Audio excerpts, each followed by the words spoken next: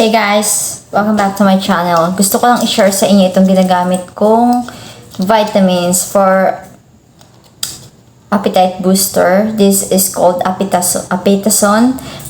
Ano siya? Vitamin B complex with iron and glycine.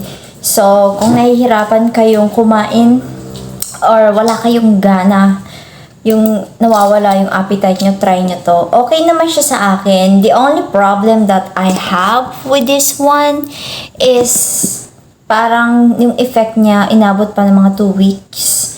Pero okay naman siya. So ngayon medyo magana na ako kumain. And also hinay-hinay lang. Kung gusto nyo lang i-maintain yung weight nyo or konting taba, hinay-hinay din kasi magkikrave ka sa gabi. Okay, so nag-try lang ako ng ibang appetite booster just for a change. Pero okay naman siya and wala siyang hapdi sa sikmura. Okay naman. So, yan. Apetason. First time ko kasing mag-take ng Apetason. Yan. So, yan guys. Last ko ng banig to. 2 pieces na lang. 2 capsules. Ayan. 2 na lang ang natitira. And uubusin ko lang to. And siguro sa ngayon, hindi na muna ako magtitake.